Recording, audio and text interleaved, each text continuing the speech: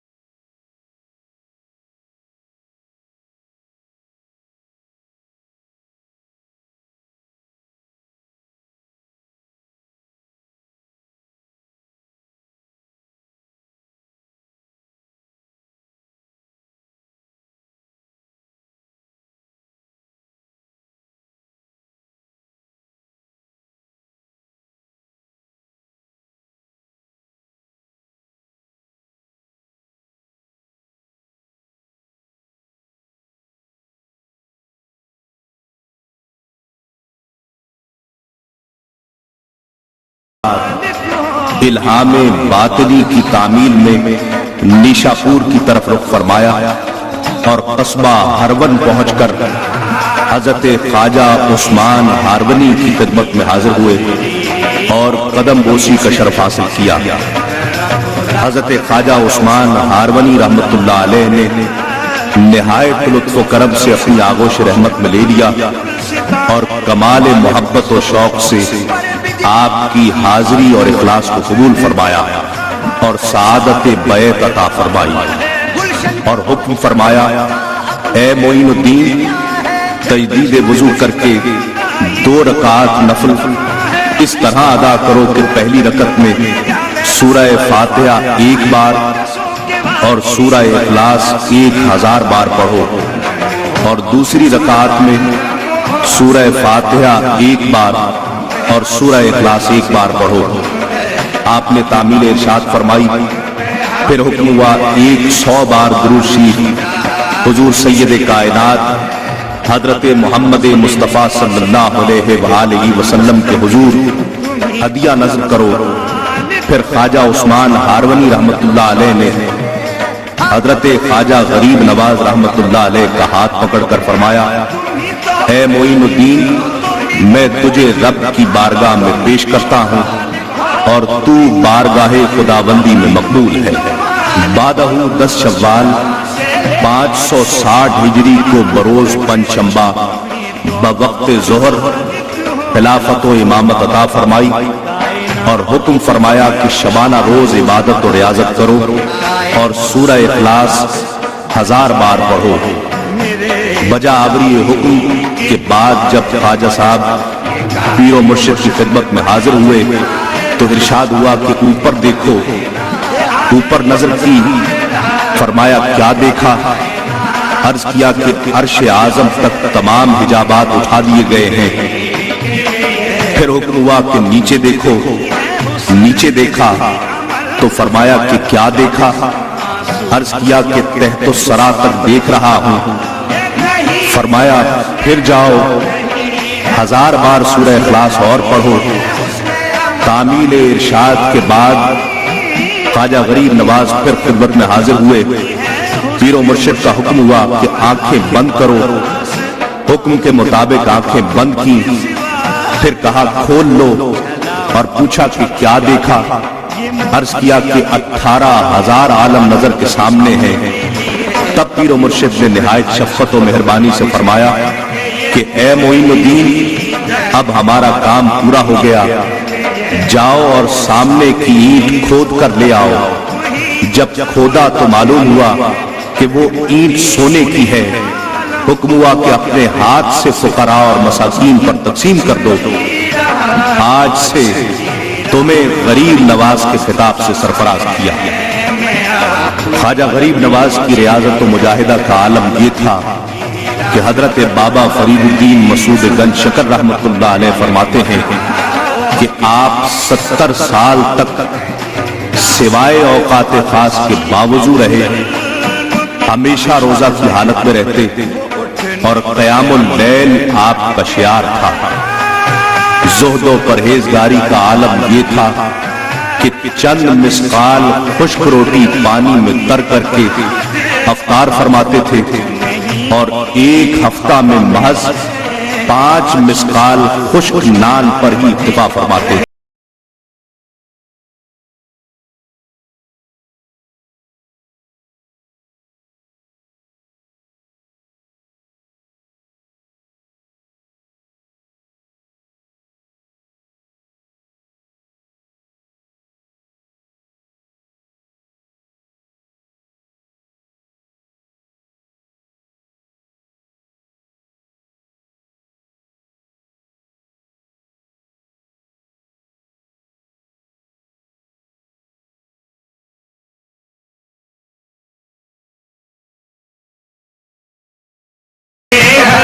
ہر روز رات دن میں 2 مرتبہ قرآن مجید کا ختم فرماتے اور ہر ختم قرآن شریف پر غیب سے ندا آتی کہ اے معین الدین، ہم تمہارا ختم قرآن قبول فرماتے ہیں۔ پیر و مرشد کی معیت میں ہی بیت اللہ شریف اور دربار رسالت میں آپ صلی اللہ علیہ وآلہ وسلم میں حاضری کا شرف حاصل کیا۔ بیت اللہ شریف کے طواف سے فارغ ہوئے تو پیر و مرشد حضرت خواجہ عثمان ہارونی رحمت اللہ علیہ نے حضرت خواجہ غریب نواز رحمت اللہ علیہ کا ہاتھ پکڑ کر یہ دعا فرمائی، اے رب العالمین، میں اپنے معین الدین کے لیے تجھ سے فقط 3 چیزوں کا طلبگار ہوں۔ اے خداوند کریم، تو میرے معین الدین کو قبول فرما لے۔ ارشاد باری ہوا کہ ہم نے قبول کیا۔ پھر عرض کی، اے خداوند کریم، میرے معین الدین کو مجھ سے زیادہ شہرت عطا فرما۔ ارشاد باری ہوا، ہم نے قبول کیا۔ پھر عرض کیا، اے خداوند کریم، میرے معین الدین نے اپنے جلوے اور اپنے محبوب کی شان عطا فرما دے۔ ارشاد باری ہوا، ہم نے قبول کیا۔ دربار رسالت میں آپ صلی اللہ علیہ وآلہ وسلم میں حاضر ہوئے تو حد مقررہ پر رک گئے تو ندا آئی، اے معین الدین اندر آؤ۔ خواجہ غریب نواز کمال مستی و بے خودی میں اندر حاضر ہوئے تو جمال جہاں آرائے نبوی سے مشرف ہوئے۔ خدا کے بعد ہمیں آپ کا سہارا ہے، سہارا چاہیے سرکار زندگی کے لیے، سہارا چاہیے سرکار۔ سرور کائنات صلی اللہ علیہ وآلہ وسلم نے فرمایا، اے معین الدین تو معین و ناصر دین ہے، جا ولایت ہندوستان تیرے زیر لگین ہے۔ تجھے ہند الولی کے خطاب سے سرفراز فرمایا اور سرزمین ہند پر اپنا نائب مقرر فرمایا اور اجمیر تمہارا مسکن و مدفن مقرر کیا ہے۔ دربار رسالت سے رخصتی کے بعد خواجہ غریب نواز رحمت اللہ علیہ ہندوستان کے سفر پر روانہ ہوئے اور دمشق، شادمان، بلخ و بخارا، بدخشان، غزنی، قندھار اور ملتان میں مشہور زمانہ اولیاء کاملین اور صوفیاء کرام سے مستفیض ہوتے ہوئے اور خلق اللہ میں نعمتیں تقسیم کرتے ہوئے لاہور پہنچے اور حضرت داتا گنج بخش علی حجویری رحمت اللہ علیہ کے مزار پر انوار پر حاضر ہوئے اور وہاں چلہ کشی فرمائی۔ وہاں سے روانہ ہو کر دہلی تشریف لائے اور شیخ مکی رحمت اللہ علیہ کے مزار اقدس کے قریب قیام فرمایا اور اشاعت دین میں مصروف ہو گئے۔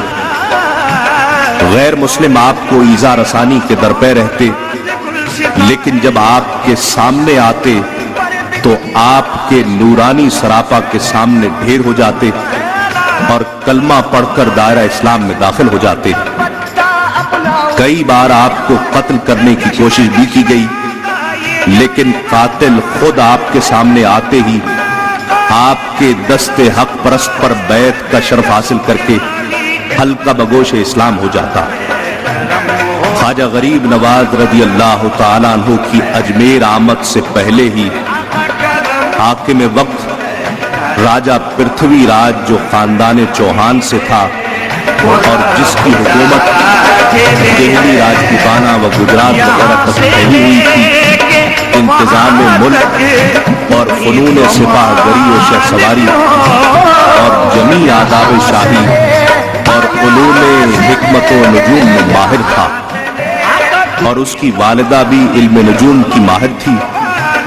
اس نے حضرت خواجہ غریب نواز کی آمد سے 12 سال قبل ہی علم نجوم کے ذریعے آپ کا اور آپ کے 40 ساتھیوں کا حلیہ بتا دیا تھا کہ وہ ایک صاحب کمال فقیر ہوگا اور تیرے ملک میں آئے گا، اور وہی تیری عزت و دولت اور ملک و سلطنت کے لیے زوال ہوگا اور تیری راجدھانی الٹ دے گا۔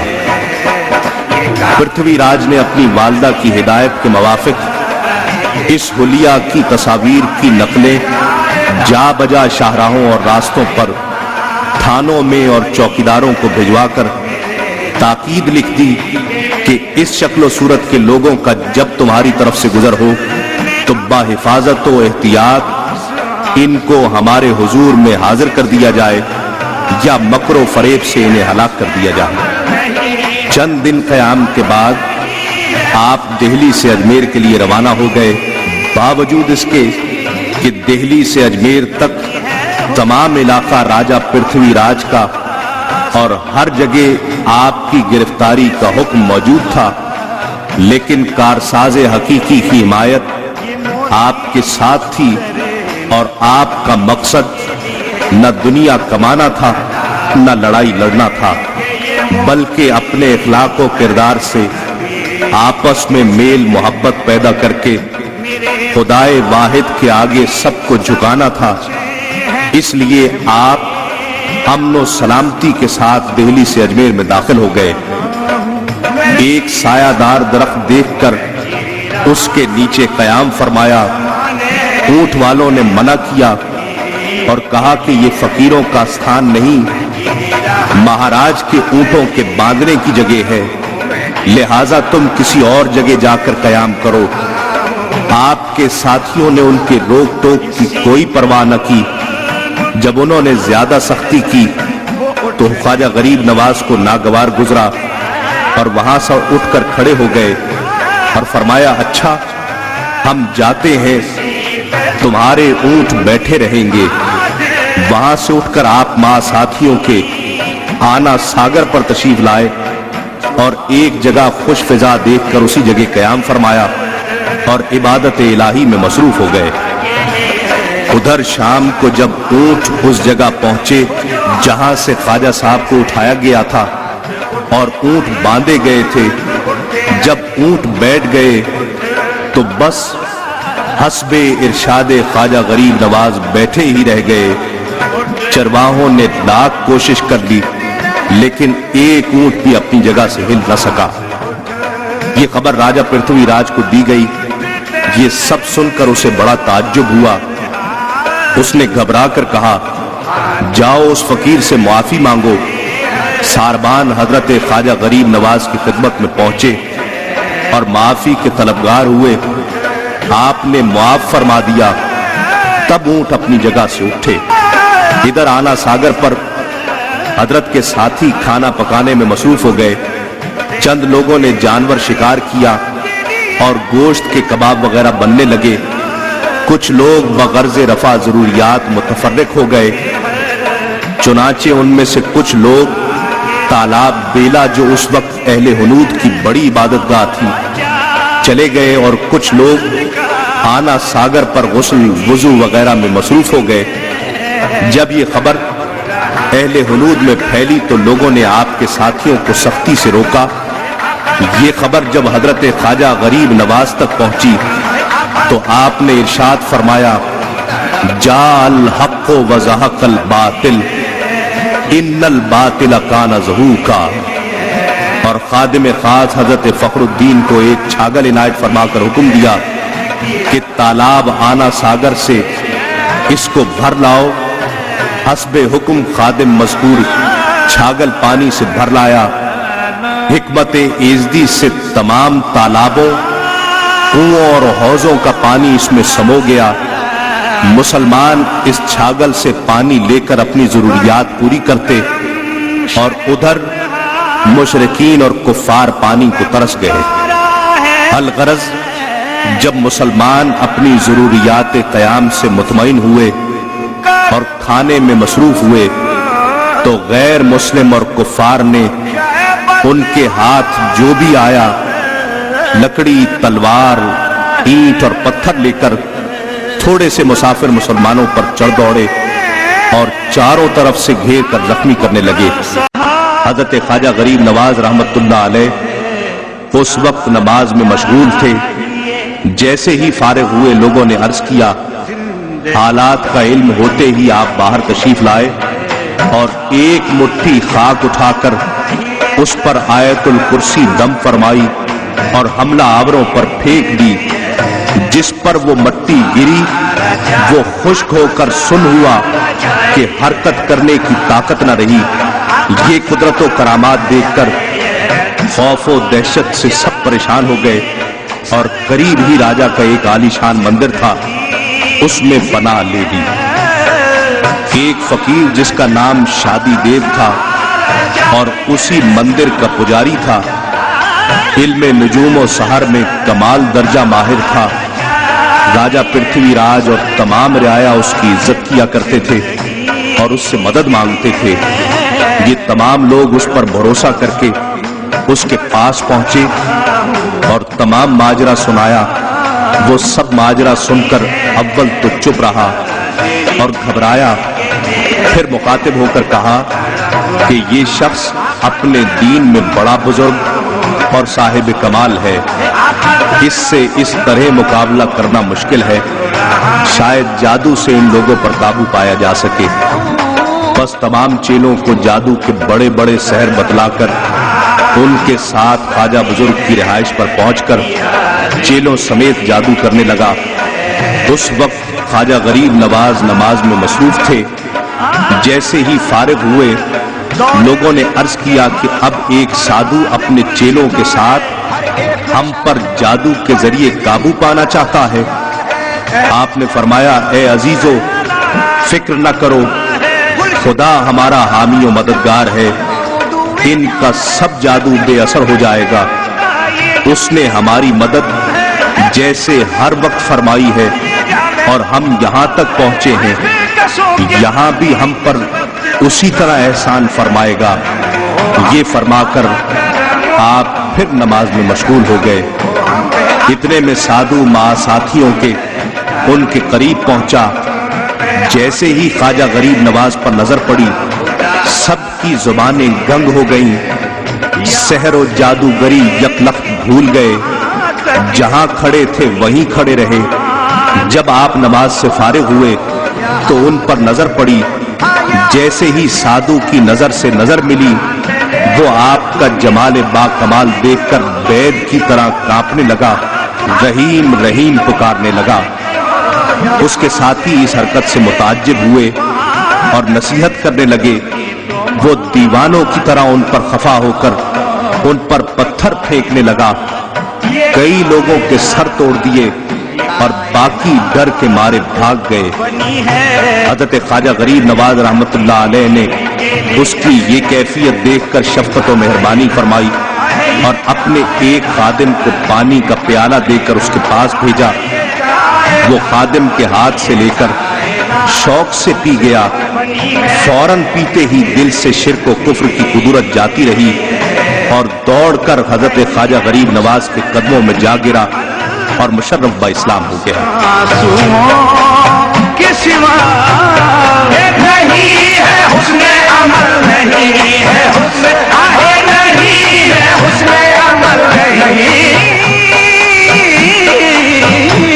تمام کفار بھاگتے ہوئے راجا کے پاس پہنچے۔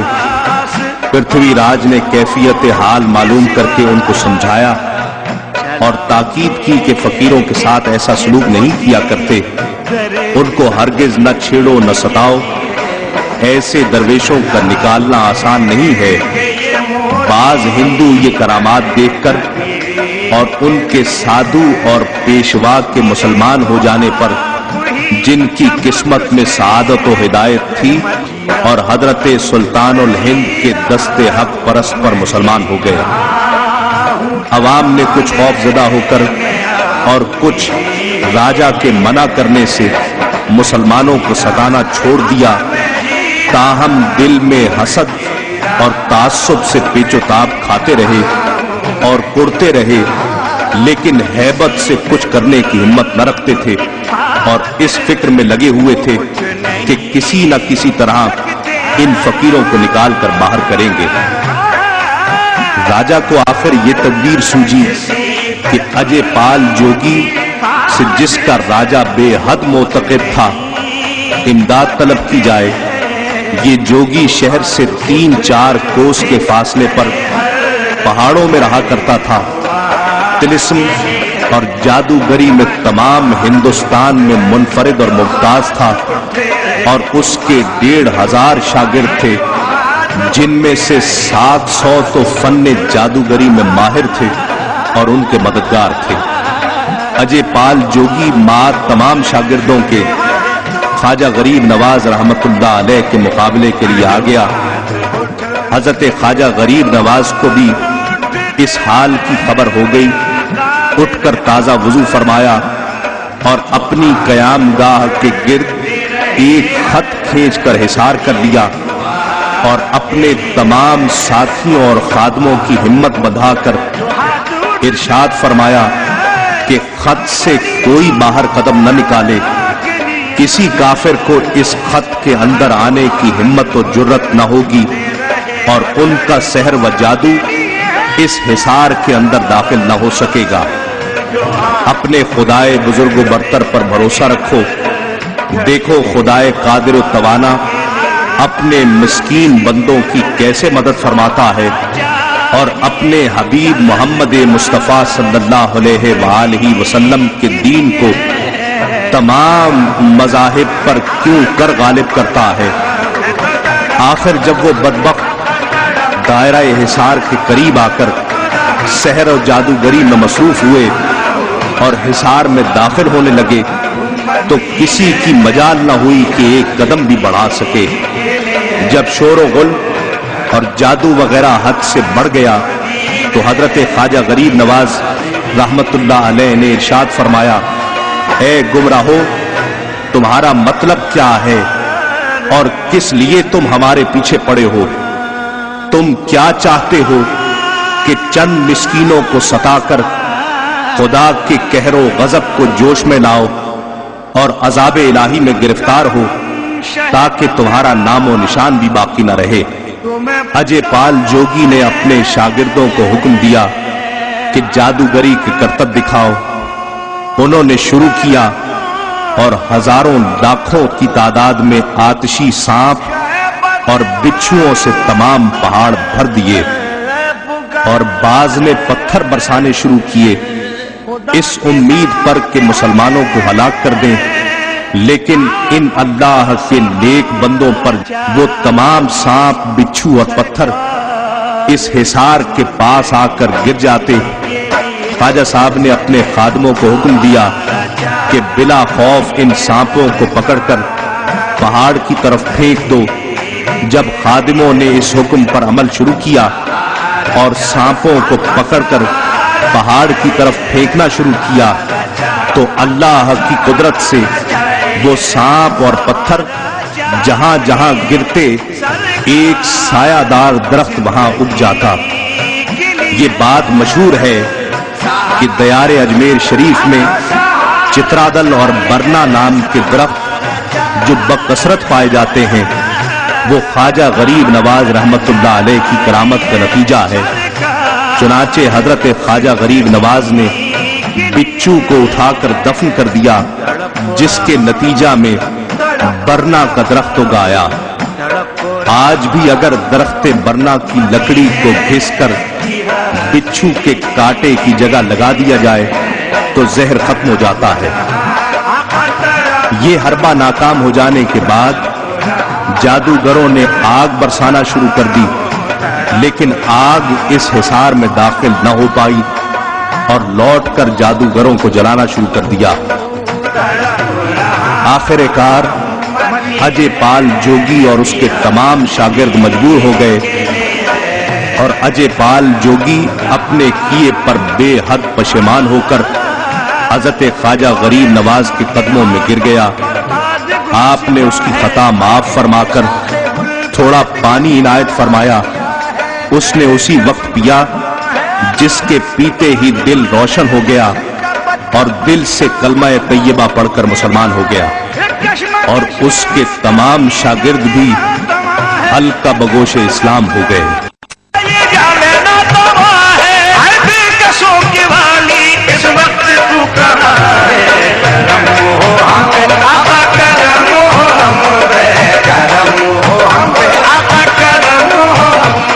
خدائے عز و جل نے خواجہ غریب نواز کی شخصیت میں اس قدر کشش اور جاذبیت عطا فرمائی تھی کہ جو ایک مرتبہ دیکھ لیتا وہ آپ کا گرویدہ ہو جاتا اور حلقہ اسلام میں داخل ہو جاتا۔ یہ بھی ایک عظیم نعمت الہی ہے جو ہر ایک کے حصے میں نہیں آتی، بلکہ خاص الخاص کو ہی یہ نعمت عطا فرمائی جاتی ہے۔ نتیجہ یہ ہوا کہ بہت قلیل عرصہ میں ہی سارے ہندوستان میں آپ کا سلسلہ پھیل گیا اور لاکھوں کی تعداد میں کفار اور مشرکین حلقہ بگوش اسلام ہو گئے۔ یہ سب آپ کی شخصیت اور نگاہ ہی کا فیض تھا کہ لاکھوں کی تعداد میں کفار اور غیر مسلم آپ کے دست حق پرست پر بیعت کر کے حلقہ بگوش اسلام ہوئے۔ حضرت خواجہ غریب نواز نہایت نرم دل اور پاکیزہ اخلاق کے حامل تھے۔ غصہ بہت کم کیا کرتے، بلکہ غصہ بالکل آتا ہی نہیں تھا۔ حضرت قطب صاحب فرماتے ہیں کہ راستہ چلتے ہوئے بھی آپ سے کشف و کرامات کا ظہور ہوتا رہتا تھا، لیکن آپ آداب شریعت ملحوظ خاطر رکھتے، اتباع سنت نبوی صلی اللہ علیہ وآلہ وسلم ہر وقت مد نظر رہتی۔ کسی سے بھی بات کرتے تو مسکراتے ہوئے کیا کرتے تھے۔ پرہیزگاری کا عالم یہ تھا کہ کبھی دولت دنیا کی طرف نظر اٹھا کر بھی نہیں دیکھا تھا، باوجود اس کے کہ بادشاہ وقت جو حضرت قطب صاحب کا مرید تھا اور آپ سے بے انتہا عقیدت رکھتا تھا، اکثر تحائف اور ہدایہ آپ کی خدمت میں بھجوایا کرتا اور بہت سا مال و دولت بھیجا کرتا۔ آپ سب قبول فرما لیتے اور فوراً غریبوں اور مسکینوں میں تقسیم فرما دیا کرتے تھے اور خود ہمیشہ صائم رہا کرتے تھے۔ 5 رجب المرجب سن 633 ہجری کو بعد نماز عشاء حضرت خواجہ غریب نواز رحمت اللہ علیہ نے اپنے حجرہ شریف میں داخل ہو کر خادم خاص کو تاکید فرما دی کہ حجرہ میں کوئی داخل نہ ہو۔ حکم کے مطابق خادم حجرہ کے دروازے پر دست بستہ کھڑا رہا۔ وقت تہجد تک ذکر حق کی آواز آتی رہی، پھر موقوف ہو گئی۔ فجر کے وقت خادم نے الصلاۃ الصلاۃ کی صدا لگائی، کوئی جواب نہ ملا۔ انتہائے فجر تک کسی کی ہمت نہ ہوئی کہ دروازہ کھولیں، لیکن فجر کا وقت گزر جانے کے بعد مجبوراً دروازہ کھولا گیا تو پتہ چلا کہ حضور خواجہ غریب نواز ہند الولی سلطان الاولیاء وصال فرما چکے ہیں۔ لوگوں نے دیکھا کہ خواجہ خواجگاہ کی پیشانی مبارک پر عربی میں لکھا تھا، جس کا ترجمہ ہے کہ یہ اللہ کا حبیب ہے اور اللہ کی محبت میں ہی اس کا وصال ہوا ہے۔ جیسے ہی حجرہ کا دروازہ کھلا، حضور خواجہ خواجگاہ کے وصال کی خبر دور دور تک پہنچ گئی۔ آپ خواجہ غریب نواز رحمت اللہ علیہ کے فرزند حضرت خواجہ فخر الدین رحمت اللہ علیہ کو جیسے ہی اطلاع ملی، خبر ملتے ہی اجمیر شریف حاضر ہوئے اور تکفین و تدفین کے انتظام میں مشغول ہو گئے۔ نماز جنازہ خود پڑھائی اور اسی حجرہ شریف میں تدفین فرمائی کہ جہاں خواجہ غریب نواز رحمت اللہ علیہ کا وصال ہوا تھا۔